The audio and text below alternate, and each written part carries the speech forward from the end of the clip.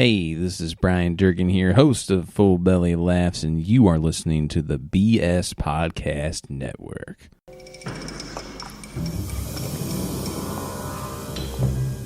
That you, Sugar Bumps? Who the hell are you?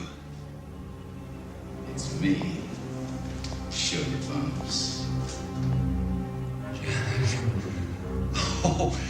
Oh, thank God you're alive. I heard you'd been Fried? Is that what you heard? You set me up over a woman. A woman! You must be insane.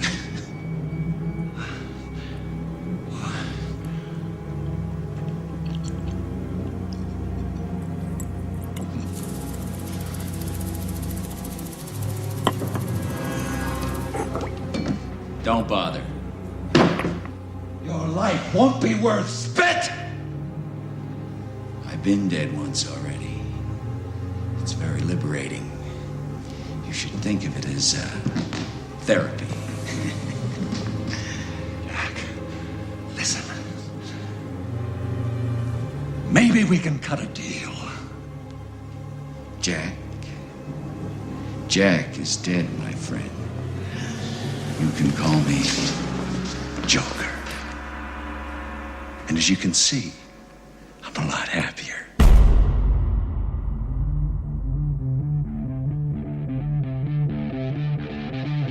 What are you? I'm Batman. Who are you? My name is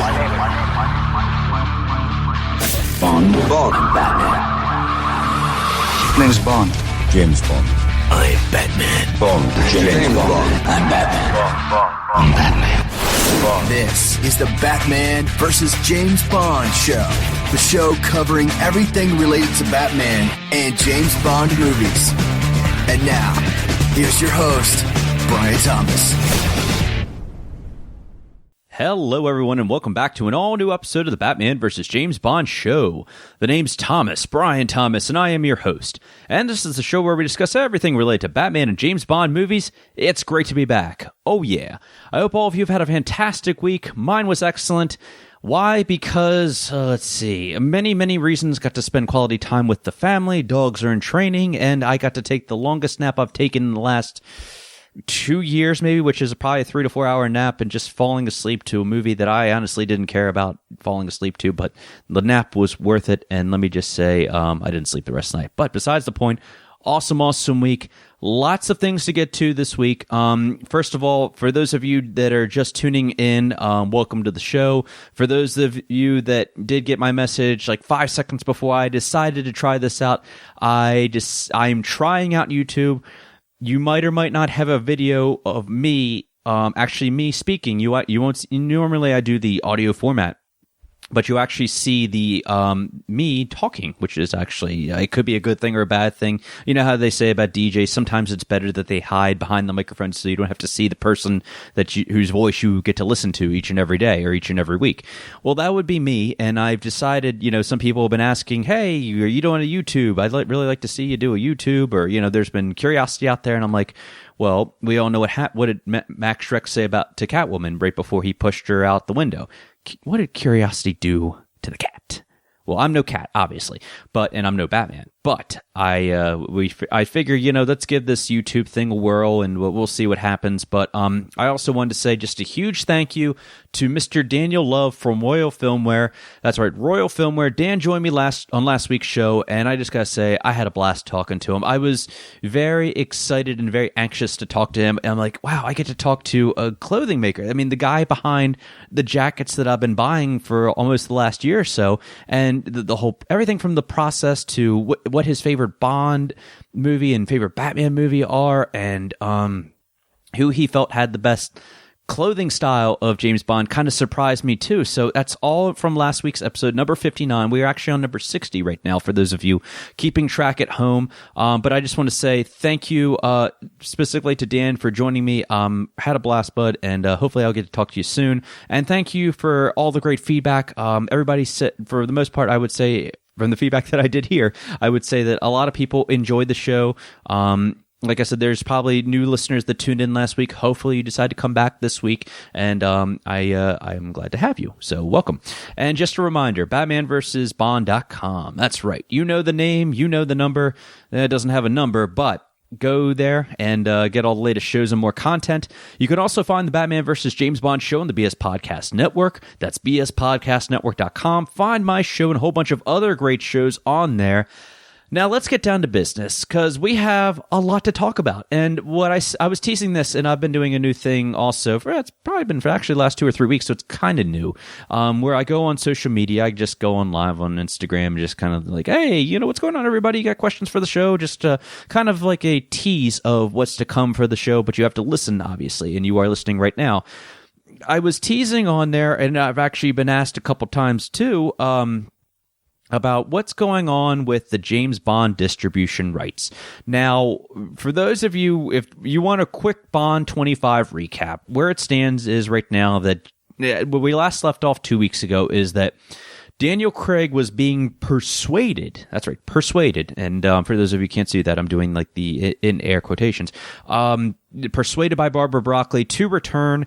They're getting everything in place. We have Neil Purvis and Robert Wade, the men who've been writing James Bond films since The World Is Not Enough, and they are penning a draft right now as we speak, or maybe it's even already written. We don't know. But that was where we last left off. No idea who else is going to be returning. Like I said, I always like to say this is my running joke of the show right now, is that I still will bet lots and lots of money. I would go to Vegas right now and put odds that Bond 25 will happen before the next standalone Batman movie. Now, granted, I know we're talking Bond right here, but I will say the next standalone Batman series does have a director, but they are getting a page one rewrite of their script, and it's going to be directed by Matt Reeves. We don't even know if Batfleck is going to be returning. Ben Affleck is going to be returning as Batman, so we know that there's a chance that Daniel Craig could be returning, but amongst that all in the background, there's also some other things going on, and I would classify this as big business. For those of you that, aren't too familiar with Bond distribution rights, I kind of drafted like something, just kind of like a little background. Don't worry, it's not too boring. And for you movie enthusiasts out there like myself, movie fans out there, you'll get a kick out of this too.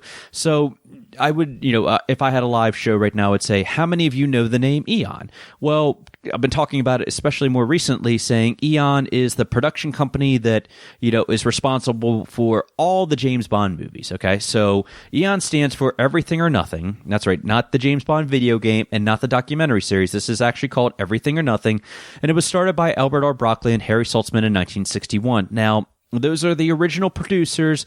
Those are the two men we always praise every single time we watch a James Bond movie, even though their names are not always there. Those are the guys that have been that had produced the movies since Dr. No. They kind of worked with Ian Fleming to get the first Bond movie going and so forth, and they, held the rights and so forth. Harry Saltzman ended up selling his shares back in 1975 to United Artists and yada, yada, yada. Unfortunately, Albert R. Broccoli, he died in 1996, right after GoldenEye. But what's interesting is that, and I've said this before also on the show, is that Eon Productions is actually, it's still in the family. So Barbara Broccoli, and I mentioned that name just like seconds ago, she is the daughter of Albert R. Broccoli, Cubby Broccoli, and her stepbrother, Michael G. Wilson, they still work on them, and they've actually been the two behind, They've been the two behind producing the most recent Bond films all the way from GoldenEye to the present with Spectre. The real interesting part about these rights with, the James Bond rights, that is that, we all know right now that we always see at the very beginning of a Bond film, and I'm talking an official Bond film, that is, we always see the MGM lion, and nothing beats the MGM lion growl at the very beginning. And sometimes you've seen United Artists, you see the little UA logos come up. Sometimes you've now seen the Sony Pictures, Columbia Pictures logo come up, and that's actually been coming up since Casino Royale, all the way back in 2006. I know it seems like it's not been that far, but believe it or not, it's been 10 years now, over 10 years. Now, here's the thing. Sony recently, Spectre was a part of a 4-package deal between Sony and MGM. And what happened there is that after that, Sony no longer is, producing them. They're no longer, doing the promotions for them and so forth. So the contract expired back in 2015. Now what's going on? Well, and before I jump ahead here, I will also say that in the midst of all this is when we look at the home entertainment, that is, when we look at the DVD, Blu-ray, however you buy your movies, ultraviolet, whatever you want to call it, HD copies. There you go. MGM is home entertainment is controlled by 20th Century Fox Home Entertainment. I told you I had a lot of the background information. I know, so try to keep up with me on this. So now what's going on is you have 5 studios. All right, so you have the big one, Sony, of course. You have Warner Brothers, Universal Pictures, 20th Century Fox, and a company called Annapurna.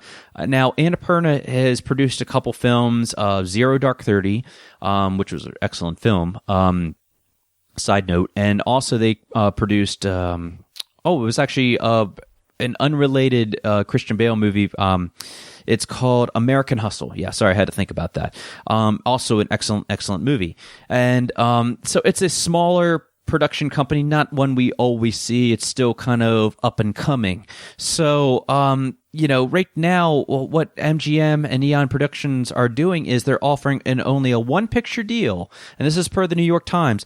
I know it seems like I'm reading from the news right here, but I have to get all these facts out here because I want to make sure that you get all your news and right and so forth. So MGM is owned by private equity firms, and what they want to do is keep its option. They want to keep their options open as it considers a sale or public offering. So right now, what's going to be doing is just saying, hey, we're going to let you, we need a producer for the next James Bond film, but you're only going to get a one-shot deal. And if everything works out well, then we'll talk more business because, who knows? I mean, because here's the deal. I'm skipping ahead here. So, under its previous agreement, Sony paid for 50% of the production costs for Spectre, which totaled some $250 million from accounting for government incentives, but received only, get this, 25% of certain profits once costs were recouped. And also, Sony shouldered tens of millions of dollars in marketing and had to give MGM a piece of the profit from non-Bond films Sony had in its own pipeline, including 22 Jump Street. So, how about that? So, you do all this work, but you have to give the money back to MGM and Eon Productions, which I got a chuckle, and so did a lot of people on social media. Here's the thing, though. Before I give my reasons why, I'm gonna nerd out here. Why I want a certain company to be the production for this for the next Bond film, temporarily just one Bond film. That is, the interesting thing, or the thing about James Bond, and I can't say this enough, is that it's one of the longest running franchises in movie history, okay? James Bond has been out since 1962. It's been making Lord knows how much money. Okay, here it is. 25 movies and taken in nearly $6 billion at the North American box office after adjusting for inflation, according to Box Office Mojo. All the promotions out there, including overseas ticket sales, home entertainment revenue, television reruns, marketing partnerships, Omega watches, Aston Martins, Gillette razors, Bollinger. Now you have Heineken, you have Tom Ford, any video games out there. So this is a big deal. This is a huge, huge deal. And for us as fans, yeah, it really matters because, of course, at the end of the day, all we want is a Bond movie, and we want a Bond movie to be written well. We want it to perform well. We want a great story. We want to have a good time at the movies. I know I do, at least. I know a lot of others want to. Now, I will say that who releases it, who produces it, I'm not saying it doesn't matter. I'm saying that, yeah, it could affect it will affect the box office. It will affect how well Bond does in the, overall.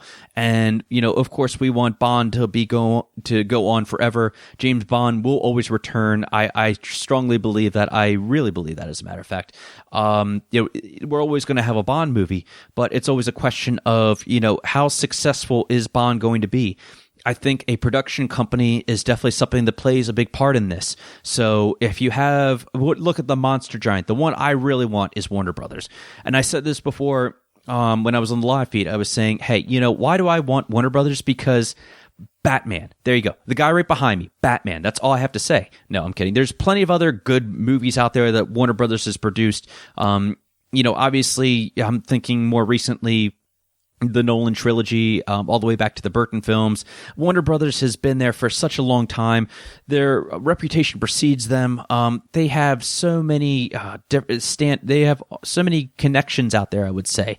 And I would, I don't know if they're involved in the cable companies, so forth, but I will say that, they have, I think Turner's a part of it. I'm not even going to get into that, but I will say Warner Brothers is probably the big one out there. And it's the one that I think can afford to spend more money when it comes to promoting a Bond movie. I think that, it's nice to see these TV commercials. And that's my dog in the background. Sorry. It's nice. It's great to see some trailers out there. It's great to see the promotions out there. But for fans that haven't had a chance to see what, James Bond or get a better idea, I think that everything, well, even look at the promotions for Suicide Squad and Batman v Superman. They know how to promote a movie. They really know how to promote it.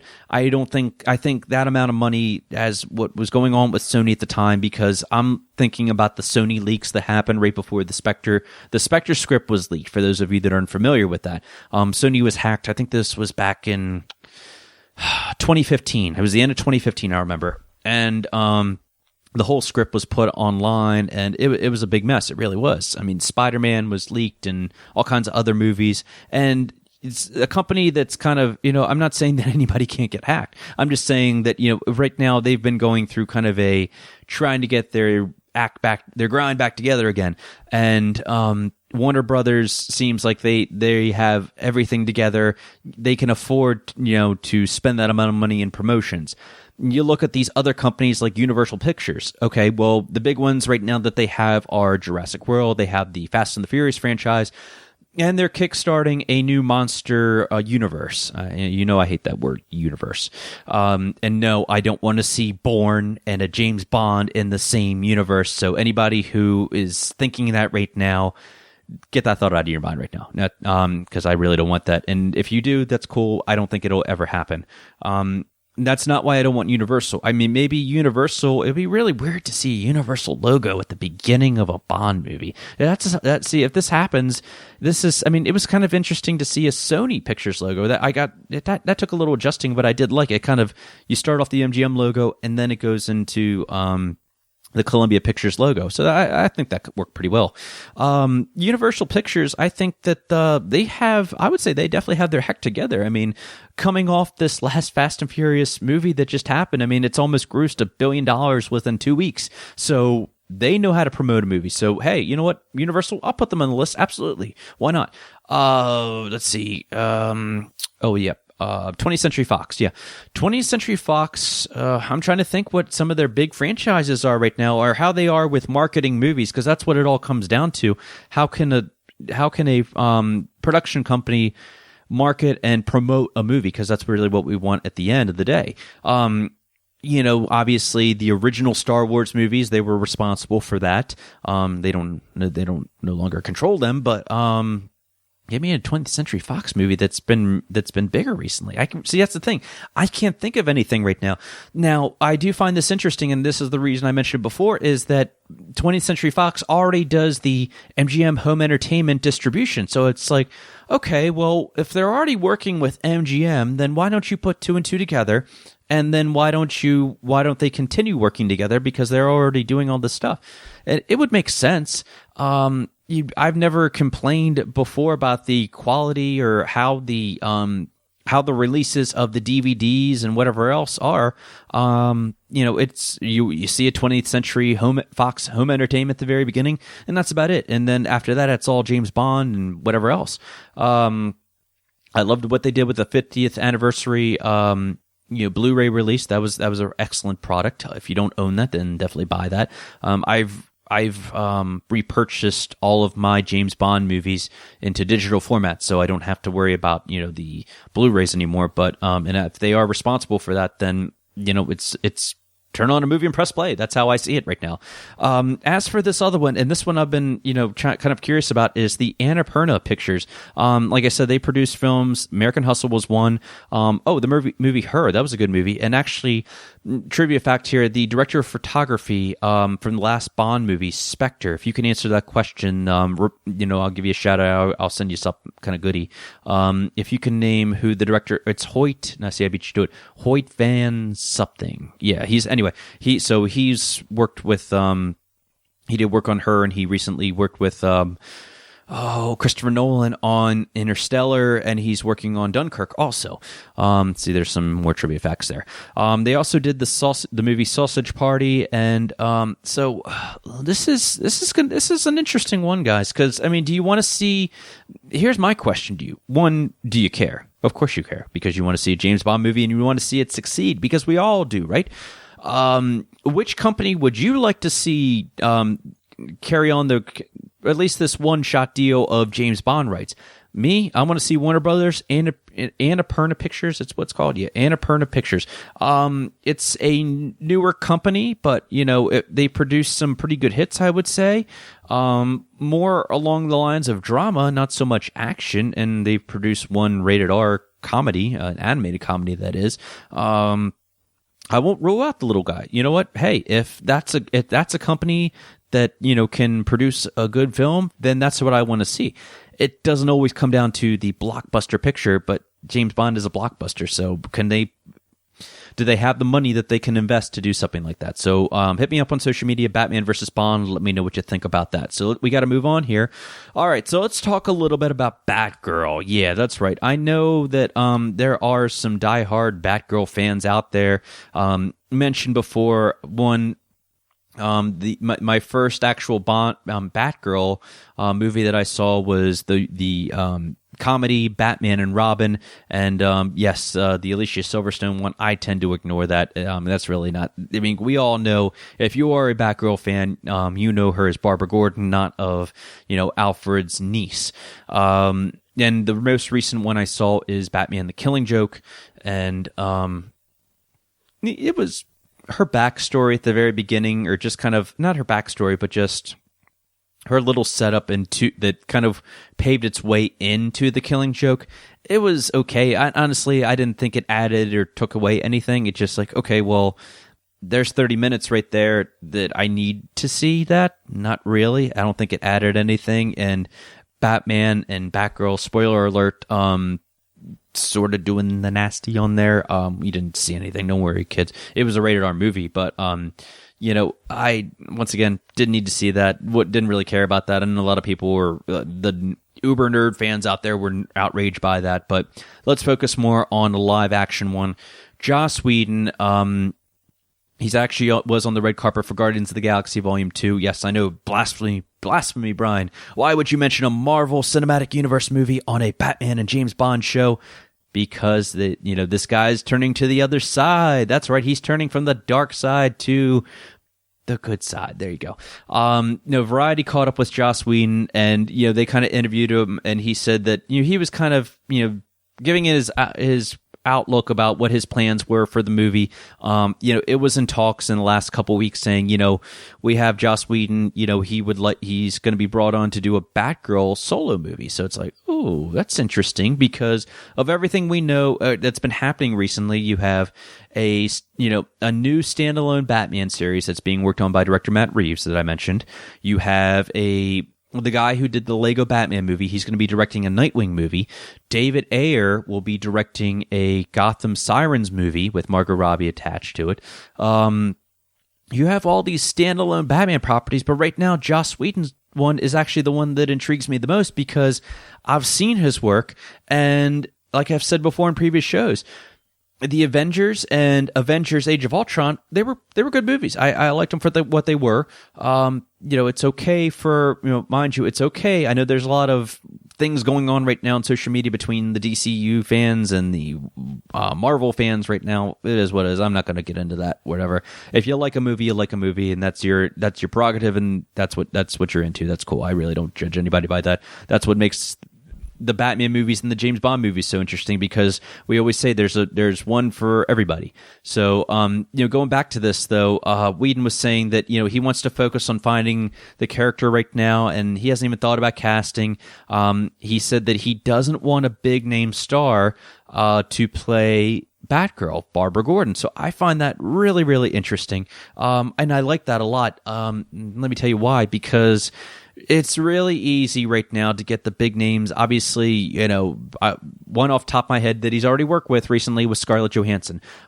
Very talented actress, but I don't want to see her as Batgirl. I really don't. And, I think that when you're introducing this, and I always say this, I've said this for Bond movies, I've said this for actual Batman movies, that, whoever they cast, for the next James Bond, whoever they cast as the next Batman, while Ben Affleck did a great job in Batman v Superman, hopefully he does a really good job in Justice League, I have no doubt about that. I want somebody who's, going to put his own spin on it. I like seeing a no-namer, and Daniel Craig in my mind was a no-namer. Christian Bale was kind of a no-namer at the time.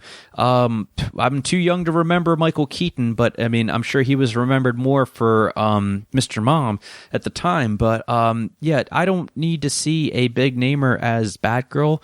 So I already like where he's headed with that.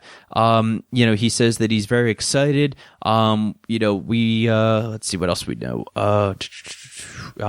She came up and I started getting obsessed with how a young woman, this is quoted from him, she came up and I started getting obsessed with how a young woman could get hardcore enough to need to put on the cowl, like, what's her damage? And she didn't have her parents killed in an alley. Who is this person? Who decides, rather than being forced to by their childhood drama, decides to pick up this life? How intense and driven that person is. I just couldn't stop thinking about it. So he brings up some more valid points. Okay, well, I really don't know the backstory about Batgirl, aside from the fact that the interpretation of Batgirl from Batman the Killing Joke is that she is the daughter of Commissioner Gordon, Barbara Gordon, and, that's about the extent. And I know nothing else. It's like, okay, she ended up eventually joining forces with Batman, kind of being the sidekick, kind of being the Robin, kind of being the Nightwing. But why did she decide to do this? Well, since we've never had this interpretation before, okay, I'm for it. Why not? Let's hear a little bit of the backstory.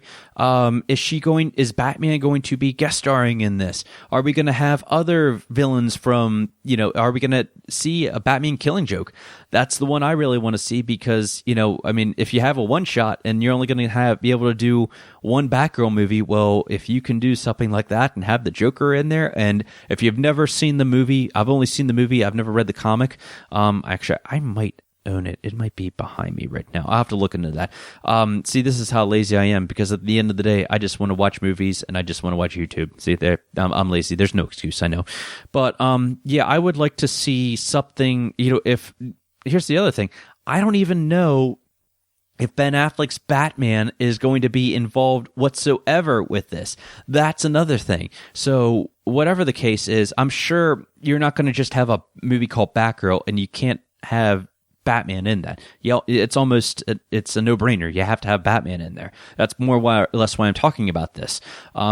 So I want to hear what you have to think about this. If you could cast somebody, who would you like to see play Batgirl? Do you want to see an origin story of her? Do you like the idea of Joss Whedon, turning from the other side to direct a movie for, DCEU? So let me know what you have to think. So moving on here, Christian Bale. Now, there's a name that we haven't talked about since his birthday in January. Collider.com caught up with him, and they were kind of talking about, like I said, he has a new movie called The Promise. Looks okay, but it's Christian Bale, so whenever he does a movie, he always brings it. They asked him, if he'd be interested in working in another superhero movie one day, and he had this. Let me read you this question. They said, "Would you be interested in working with Marvel? Is being involved in another superhero film something that you are looking to do? Because it does feel like the genre is only getting bigger, when I thought it might be slowing down by now." And this is what Bale had to say: No. He said no once. No, I'm not interested in doing that. I'm not trying to think if that's correct. I think I'm actually correct. I can't remember a single superhero film that I've ever watched, apart from the ones I made and like the Christopher Reeve Superman movies. And he said he loved them. Other than that, no, I've never seen anything else. So there you have it. that does give me relief right there. As the great Sean Connery once said, never say never again. And, he said never. And then what happened? He ended up coming back to play Bond, but in a separate, unofficial James Bond movie. You have Michael Keaton, who played Batman in Batman 89 and Batman Returns.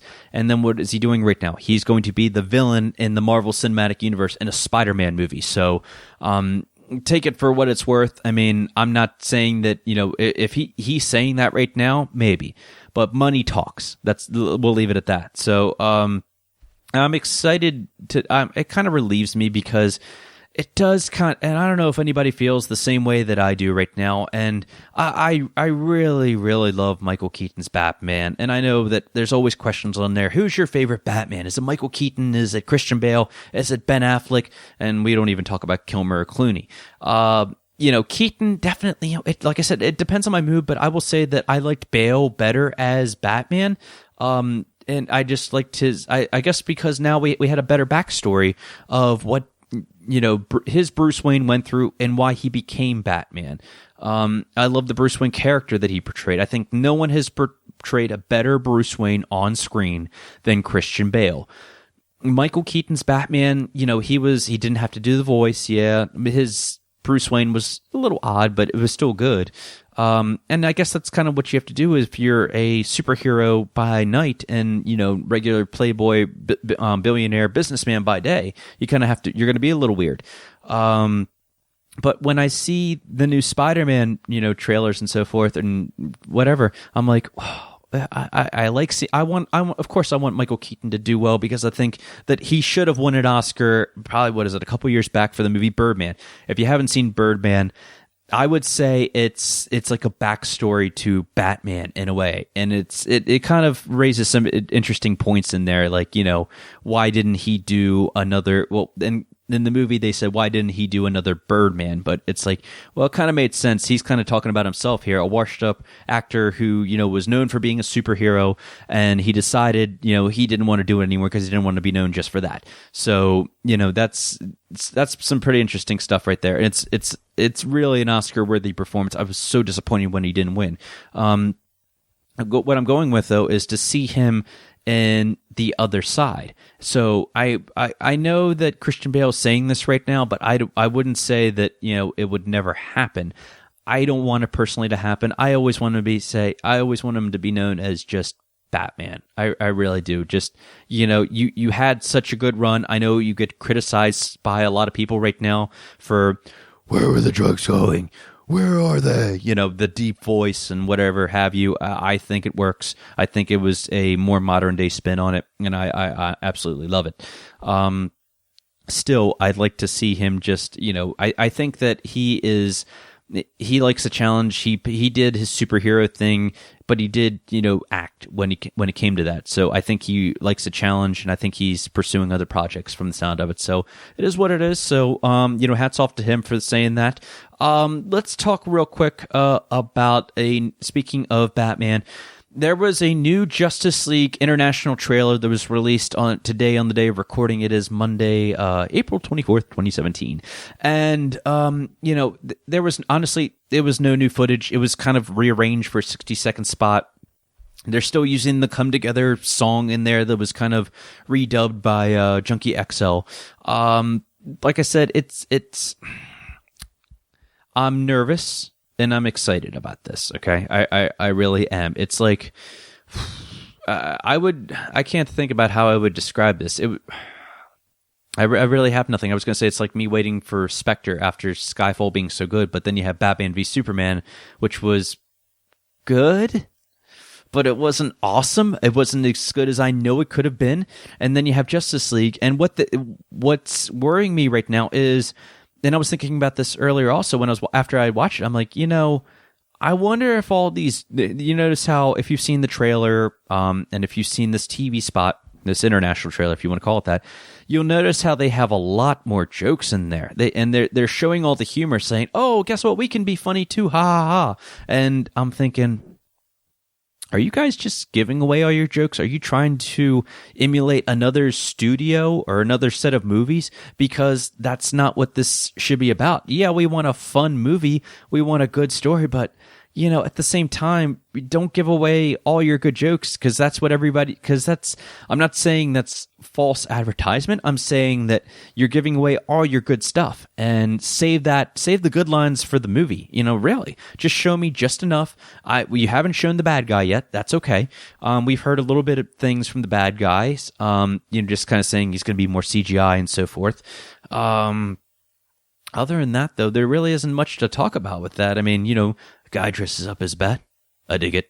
I like that kind of stuff. And I still love Jason Momoa's Aquaman. I think he still steals the show when it comes to that trailer. Him riding on the Batmobile while Ben Affleck's riding with the top down. It's awesome. It really is. It's a CGI fest. I've said that before. When Barry Allen, Ezra Miller asked Ben Affleck's Bruce Wayne, so what's your superhero power? I'm rich. And I'm like, I like that stuff. I do like that. I really like that. But it's also, it worries me because of the script. I'm worried about the story. By now, if you listen to me for a little while, that I love Man of Steel. I like the guys who wrote that, though. And that would be it would be Christopher Nolan and David S. Goyer. Those are the guys that wrote that. It wasn't a Zack Snyder, more influenced film. So you had Zack Snyder unplug with Batman v Superman: Dawn of Justice, and now this really feels like, okay, this is Zack Snyder's last attempt, and we're all hoping. I know a lot, probably there's people out there, the haters, that want this to fail. Believe me, I don't want this to fail. I really, really don't want this to fail. I want this to be good. I really want this. I want critics to finally, praise this only if it is good. If it's not good, then, hey, you have the Flash, use Barry Allen. Flashpoint, baby. That's what I'm talking about.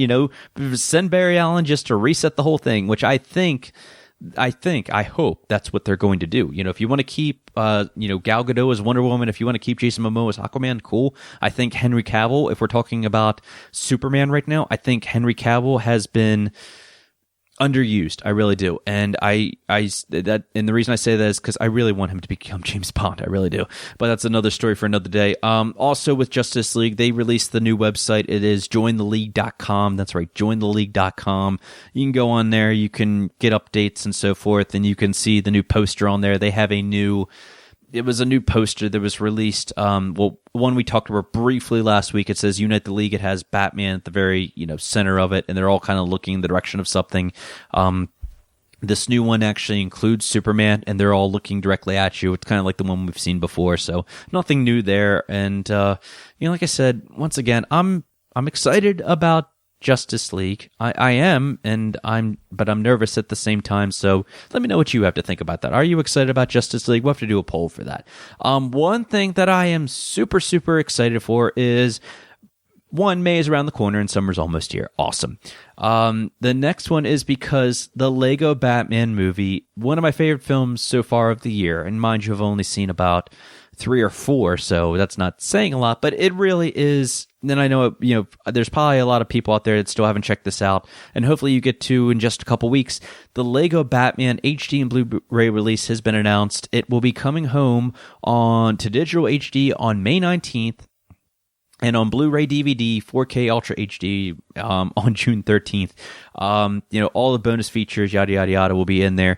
I'm trying to plan out right now the Lego Batman movie review because I really didn't get a chance to talk about everything I wanted to because there was so much news going on at the time.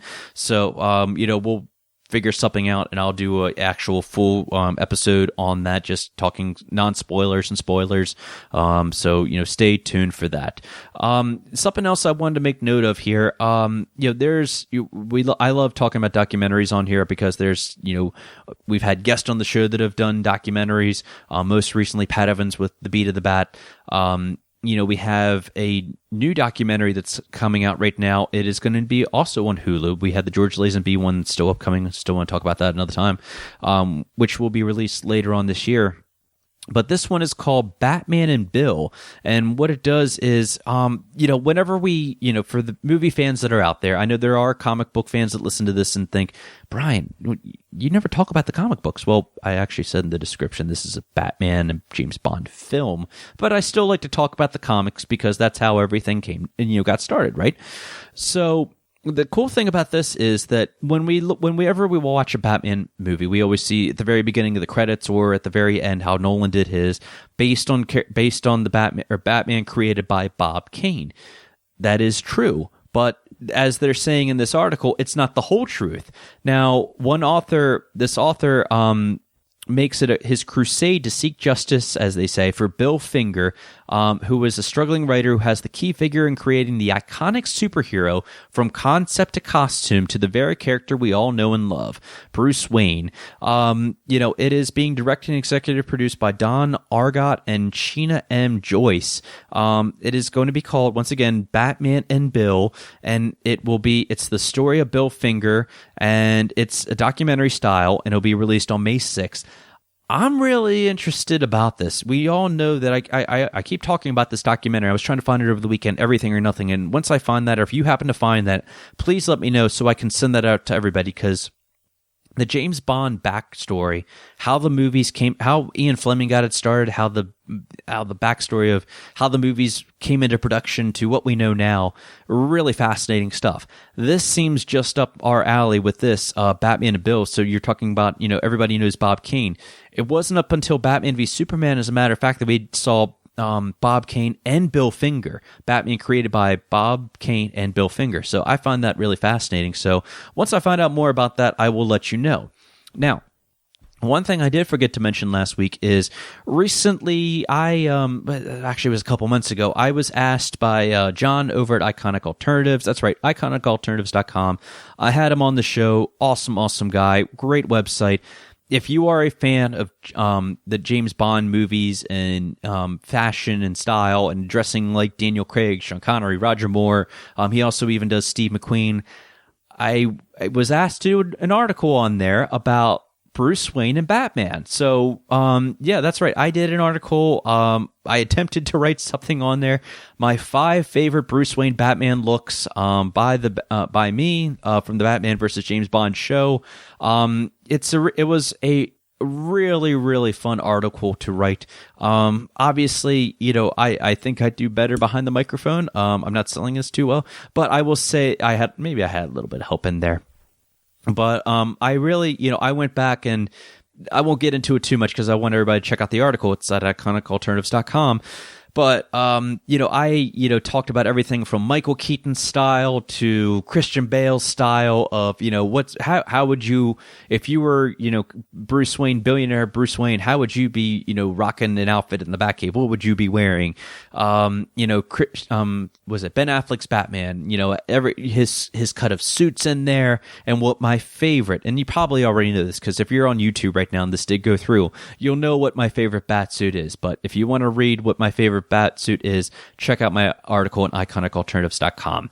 So let's move slightly into birthdays here. First of all, I did want to talk tonight about, and I did mention his birthday last week, the one, the only Jack Nicholson. He turned 80 years old this past Saturday. I sent this out over social media because I know I have my personal favorites of what my favorite Jack Nicholson moments are from Batman 1989 as the Joker. Before Heath Ledger, Jack Nicholson was and I still think he is one of the, I would say he's the iconic Joker. He's the classic Joker in a way. He is very, very dark. But he's very funny at the same time too. And I'm not saying that Heath Ledger's Joker wasn't that. They're very, very different Jokers, guys. They really are. Excuse me. And I really respect them both, and I have love for both of them in their own way. It's just that I grew up with Jack Nicholson's interpretation, so he will forever be my Joker, if that makes sense to anybody out there. And I think you guys get that. So I asked you what your favorite Jack Nicholson Joker moments were. This one comes from Universal Exports. Gentlemen, let's broaden our minds. Lawrence? That definitely a great one there when in the art gallery. Oh yeah. Actually, I'll be talking about that in a moment, but that is a great scene. And I'm not gonna.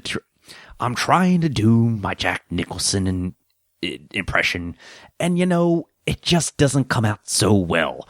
So I'm not going to try to do it too well. I think it's easier for me to do the Batman because all I have to do is talk really deep. But maybe that's something for another time anyway. This one comes from Nathan W. Barnes. You can't make an omelet without breaking some eggs. That's a really good one there, Nathan. Definitely love that. What he's referring to there is when the Joker, I would say, knocks on the door and then kind of lets himself into Vicky Vale's apartment. Nice place. Lots of space. Well, Miss Vale, there's another rooster in the hen house. The little things like that. And Bruce Wayne is there also at the same time. 007 HQ, this town needs an enema. Yeah. Very, very good one. And, I would start off as Batman, can somebody please tell me what kind of a world we live in where a grown man dressed up like a bat gets all of my press? This town needs an enema. Yeah, really, really good scene there. It's so quick, but you gotta love it. You really do. Batman Night fan, tell me something, my friend. You ever dance with the devil in the pale moonlight? Awesome. That actually is still my favorite quote. I know it's very, it's bandwagon, whatever you want to call it.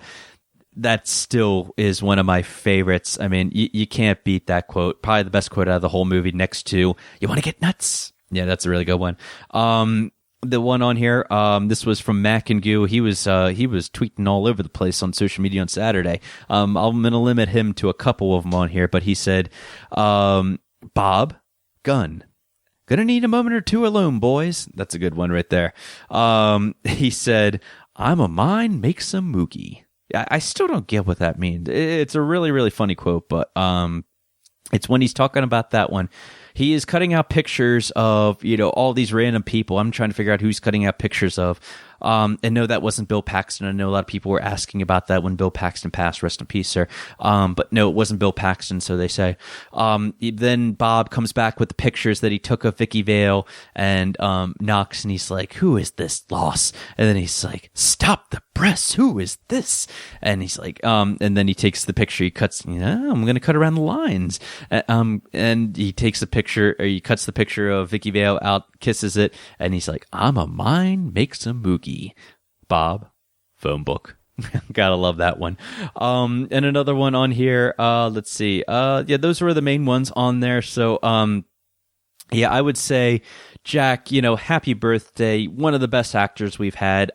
If you want a recommendation of a movie where it's pretty much Jack Nicholson, Joker, and this is what I like to say, unplugged. This is rated R Joker stuff we're talking about here. If you are of the age, and if you're listening to this show, I'm sure you are of the age, and I'm sure you can have access to this movie, The Departed. The Departed is Jack Nicholson. Now, mind you, he is playing an Irish gangster in Boston.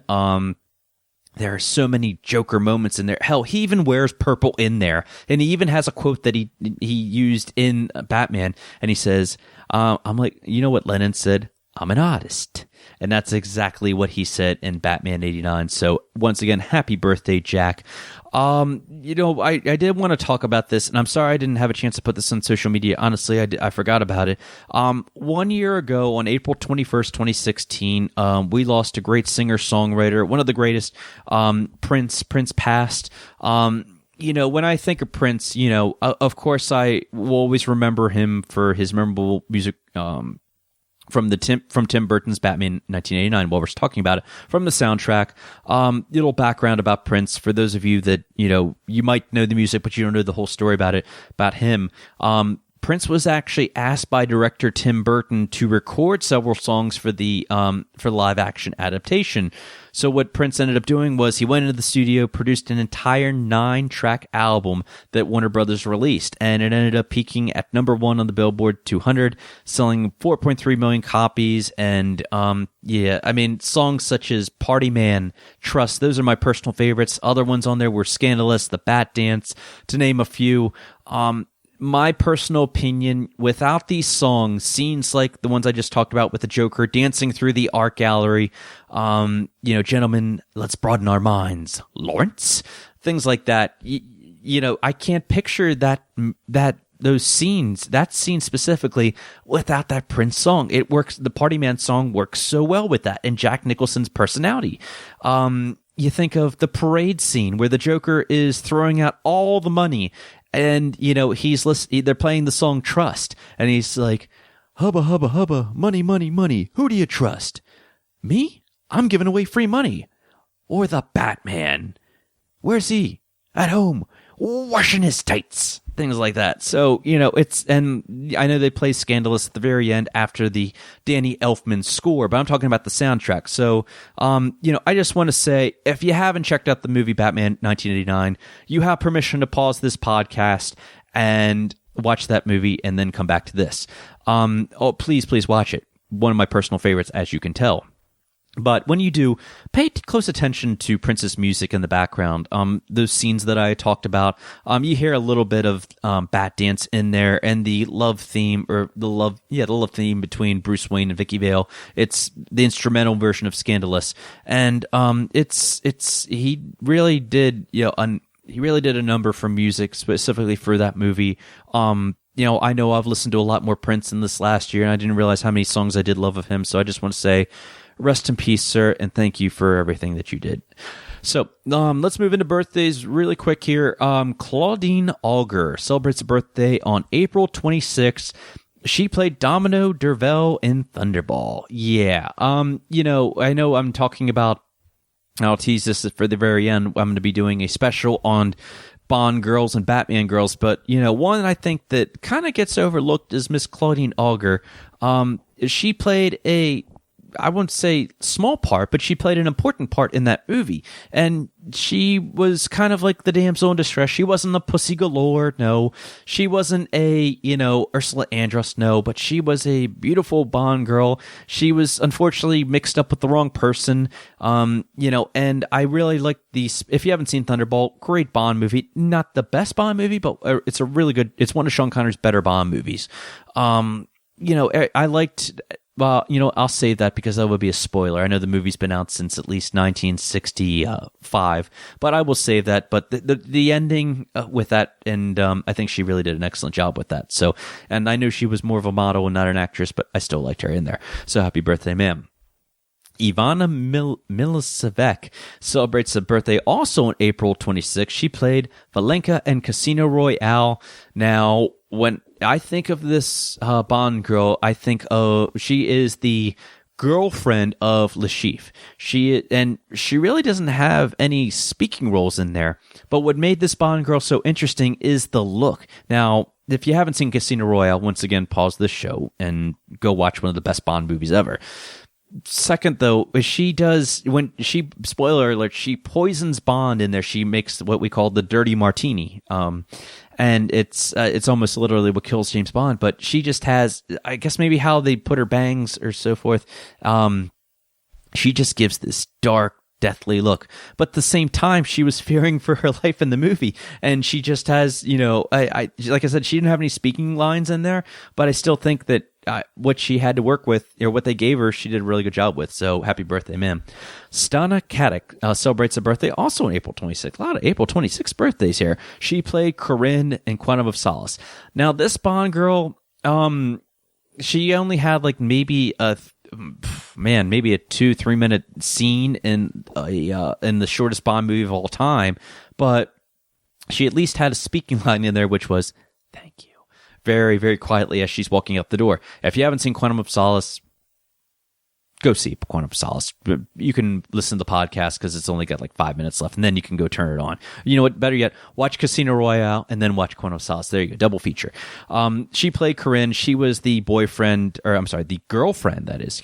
The girlfriend to Vesper Lynd's boyfriend in there. That guy. He still leaves a bad taste in my mouth. That jerk. No, I'm kidding. He was. Anyway, go see the movie and you'll understand what I'm talking about. But Bond, I don't want to spoil it too much, but I will say that, she was Canadian intelligence and, she had a familiar necklace on there. So I'll leave it at that. Sheena Easton celebrates a birthday on April 27th. She performed the theme song to For Your Eyes Only. I love that Bond theme song. The cool thing I can say about this Bond theme song is that it's one of the very few, that maybe the only one that I can think of, where the performer of the song can actually be seen in the opening titles to the Bond to the movie, which I thought was pretty cool. So usually when we're seeing the Maurice Binder opening sequence, when we're seeing the music, and specifically in the Roger Moore era, we always saw like Roger Moore. It was always blackened, but they made the dancers look like Roger Moore and the Bond girl, and they're twirling around doing whatever kind of flips and so forth. But you also have you have an underwater scene. I'm doing this by memory, of course. And then you have Sheena Easton, and she's just performing the song, and she's looking lovely as ever, and she's singing the whole song throughout the whole opening title. So I thought that was pretty cool because we've never really seen that before. So, and it beats Tom Jones singing Thunderball underwater, right? Michelle Pfeiffer celebrates a birthday on April 29th. Oh, yeah. Favorite Batman girl? I don't know. This might be, I know I'm keep teasing this, but I will say that, we've had two interpretations of Catwoman, Selena Kyle, on screen. The Tim Burton one, Batman Returns, Michelle Pfeiffer's Selena Kyle, Catwoman, the best one we've had. With all due respect to Anne Hathaway, this was more of a true Catwoman. It was a very, very dark take on Catwoman in my mind. I don't see how they could have gotten any darker without being rated R. I always look back to the scene, and it still freaks me out to this day, of after she came back, after she was pushed off the building, spoiler alert, by Max Schreck, and she walks into her apartment, she tears that thing to pieces. She takes her stuffed animals and throws them down the garbage disposal, and then just starts breaking everything, and it's just like, wow, you've got issues. But then again, she was pushed off of however many story building. Nobody can pull off the leather high heels and whip like Michelle Pfeiffer. So happy birthday, ma'am. Uma Thurman celebrates a birthday also on April 29th. Uma Thurman played Poison Ivy and Batman and Robin. Earth Day was just a couple days ago, and I will say that if I was ever to tweet or Instagram anything, it's going to be that had to do with Batman and Robin. It would be Poison Ivy, because it's not fun to fool around with Mother Nature. I'm sorry, I had to do that. Pardon the pun there. There you go. Uma Thurman's Poison Ivy was interesting. So was the whole movie of Batman and Robin. But I will say that, it was the material she was given. I won't fault her at that, because, at the end of the day, when you're going to be in a Batman movie, when you're asked to be in a Batman movie, of course you say yes. Why would you not say no? So, happy birthday, ma'am. All right. I promised I would get to your questions. Couple questions. Some really interesting ones this week. My personal favorite. This one came out of left field from a guest of the show, Mr. Pat Evans from the Beat of the Back documentary. Make sure that you go to the Beat of the Beat of the Bat. Help support his film. It's a really great documentary about the background of the music behind the Batman 1966 series. So definitely check that out. But he was talking about Batman surfing, and then he's like, "Oh, I got a question for the show. Who would win in a surfing competition? Batman or James Bond?" And now, of course, I said, well, I mean, yeah, we know Adam West has surfed in the series, so I've heard. But we also know that James Bond did have a movie in which he surfed kind of twice, as a matter of fact. And yes, it's the same movie. It is Die Another Day. Now, yeah, maybe people will say, "Oh, that was such crap." It really was. Well, I honestly think maybe it's just the little kid in me at the time, or the high schooler in me, thinking, okay, the surf scenes of when him and the other the other agents are surfing into South Korea or into North Korea into the demilitarized zone at the nighttime, and how you see one surfer, you see two surfers, you see three surfers, and we're supposed to believe that Pierce Brosnan was surfing onto the shore at that time, onto the beach, and I'm like, the scene itself it's awesome. It's really, really great surfing scene. So I'm going to have to give the upper edge here to Pierce Brosnan or at least to James Bond for surfing, because maybe we didn't actually see Pierce surfing, but we were made to believe that. Batman, Adam West's Batman he seemed like he was kind of doing like kind of the smaller waves, kind of just doing his balancing act and so forth. And I'm going to have to give the upper edge to James Bond. We all know I'm biased, but great question. Let me know what you have to think about that one. Question from Universal Exports London: which Bond actor do you think could have played Batman? I had to think about this one, and I'm also going to go back to Pierce on this. Now, the reason I bring this up is because I remember reading this recently, I heard this recently from somebody, that Pierce Brosnan was talked or was asked to be Batman for the Tim Burton series. And I'm like, could I see that? I could, but he would have to get rid of the Irish accent. He really would. No disrespect to his accent, but Batman should be played by let me rephrase that. How can I say this? Christian Bale obviously is an English actor, but he was able to play, he was able to pull off the,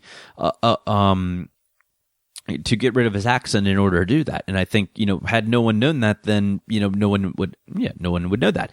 I don't think Pierce would be able to do that. I've never heard him be able to do that anyway. I don't think Daniel Craig could have done it, honestly. We've tried to hear him do an American accent in Cowboys and Aliens. I know I've talked about that before. No. Let's see what else. Adam West, what might have been would be my only other choice for that. I think Adam West could have probably played, no, actually not. Adam West played Batman. Scratch that. Yeah, I'm not even thinking here. See, it's the end of the night and I'm getting tired. Sorry. I would say that definitely not Roger Moore. Sean Connery, no. Pierce Brosnan probably would be the only one I would have to say. So, very good question, though. Question from Exotic Commander. I had a question for the show. What is your opinion on Timothy Dalton being James Bond? Well, now, let's see. Timothy Dalton had only 2 shots at James Bond. Obviously, I've talked about on the show that I think License to Kill is my personal favorite. It is one of the darkest James Bond interpretations we've ever had. It was a lower budget, and it didn't do as well as I believe it should have. And I think with the Living Daylights, it was too much. You kind of felt that transition from the Roger Moore era to the Timothy Dalton era, and it had its parts where there was nothing wrong with his performance as James Bond. I think the story kind of lacked in the Living Daylights. Yeah, it was fun. I mean, I still go back and enjoy it. I think it had a lot of great parts. I would say though that a lot of people would, this actually was last week, somebody said, I think that, I wish that Timothy Dalton was in GoldenEye. And I'm like, well, I could have seen that. Absolutely. I think that, Timothy Dalton could have definitely, had he been able to stay on, had he decided to stay on, whatever happened with that, I would have been fine with him being in GoldenEye. I would have liked to have seen him get at least one more performance in there. It's just one of those things that, bad timing, unfortunately. Whereas I kind of wish that Pierce Brosnan would have been able to do the Living Daylights. I think that would have been more fitting for him. Timothy Dalton, I will always say, is the most underrated James Bond. He was ahead of his time as James Bond with his portrayal of that. I know that he loved the novels and he was more true to the books in there. And like I said, always tease on here. My goal on my bucket list is to successfully get through all the Ian Fleming novels, and I have to still get started on the first one of Casino Royale. So I will also, speaking of teases, I will tease this one more time. Wonder Woman 2017. That's right, not Wonder Woman, but Wonder Woman 2017, Bond and Batman Girls. It begins next month. It is a tournament, guys. It is a winner-take-all tournament, just like March Madness. I've decided to do it again. all the Bond girls, everyone, there's usually 2 Bond girls per movie, so we'll just say all the official Bond girls, all the money pennies, everybody from Honey Rider to Dr. Goodhead to Natalia Semyonova to Vesper Lynn, my personal favorite. I'm going to hope that people vote for her. Even the Batman girls, and yes, Batgirl, Poison Ivy, they all made it in there. Of course, Selena Kyle, Michelle Pfeiffer's Catwoman made it in there. If I had to be a betting man, I know I'm jumping ahead here, I think she could get way ahead when it comes to Batman girls. So, and this is a tournament that is decided by you guys. I will be teasing this more within the next week, so stay tuned for that. So, that wraps it up for this episode of the Batman vs. James Bond show. Please subscribe on Spreaker and iTunes, rate it 5 stars, and leave a nice review for me on there. Thank you. The biggest thing I always ask is that you share the show with your friends, your family, anyone that is a fan of Batman or James Bond movies. Just say, hey, if you're a fan of these, definitely check this out.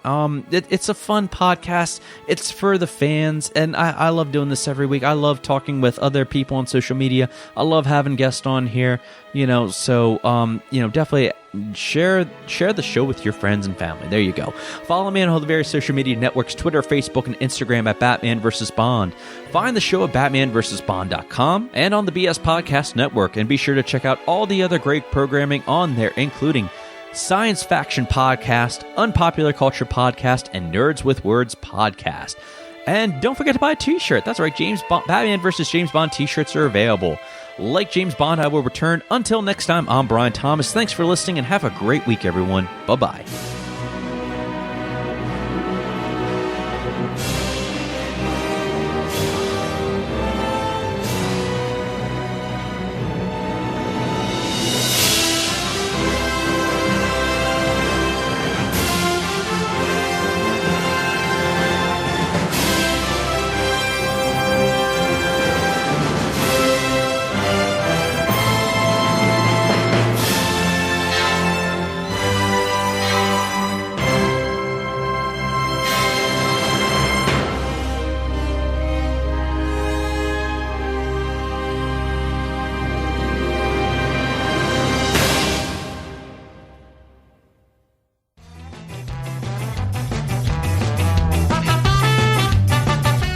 The preceding podcast is part of the BS Podcast Network. Visit bspodcastnetwork.com for more shows just like this one, and perhaps a few that are just a little bit better.